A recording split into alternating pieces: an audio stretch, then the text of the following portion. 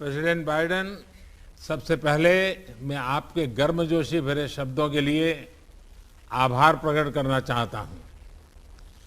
आज हमारे रक्षा और विदेश मंत्री कुछ देर बाद 2+2 फॉर्मेट में मिलेंगे। उससे पहले हमारी यह मुलाकात उनकी बातचीत को दिशा देने के लिए महत्वपूर्ण है और इस वर्चुअल मुलाकात का इनिशिएटिव आपने लिया, इसके लिए भी मैं आपका अभिनंदन करता हूं। एक्सेलेंसी, पिछले साल सितंबर में जब मैं वॉशिंगटन आया था और जिसका आपने अभी जिक्र भी किया, और तब आपने कहा था कि भारत अमेरिका पार्टनरशिप बहुत सी वैश्विक समस्याओं के समाधान में योगदान दे सकती है। मैं आपकी बात से पूर्णतया सहमत हूं। विश्व के दो सबसे बड़े और पुराने लोकतंत्रों के रूप में हम नेचुरल पार्टनर्स हैं और पिछले कुछ वर्षों में हमारे संबंधों में जो प्रगति हुई है, जो नया मोमेंटम बना है, आज से एक दशक पहले भी शायद ऐसी कल्पना करना मुश्किल था। एक्सेलेंसी, आज की हमारी बातचीत ऐसे समय पर हो रही है जब यूक्रेन में स्थिति बहुत चिंताजनक बनी हुई है।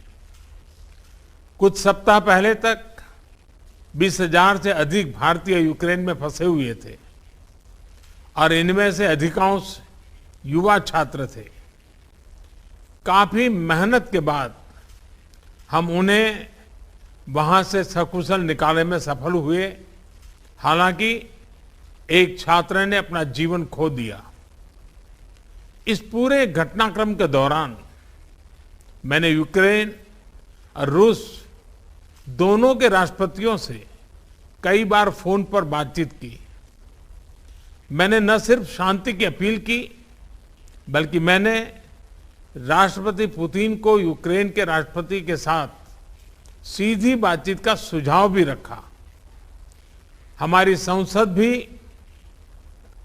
संसद में भी यूक्रेन के विषय पर बहुत विस्तार से चर्चा हुई। हाल में बूचा शहर में निर्दोष नागरिकों की हत्याओं की खबर बहुत ही चिंताजनक थी। हमने इसकी तुरंत निंदा की और एक निष्पक्ष जांच की मांग भी की है।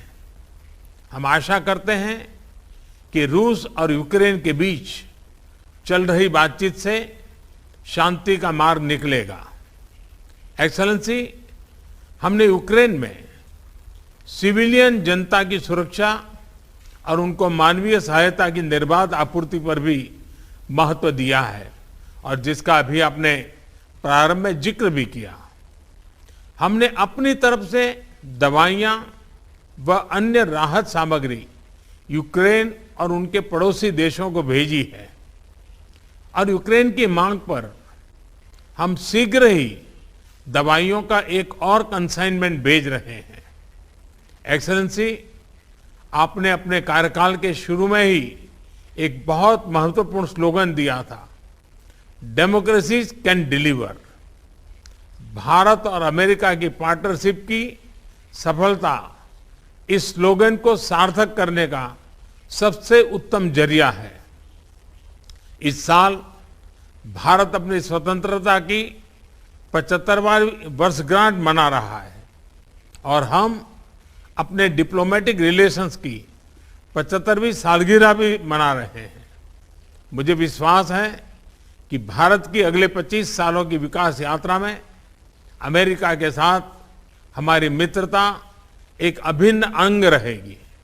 एक बार फिर आज के आयोजन के लिए आपका बहुत बहुत धन्यवाद।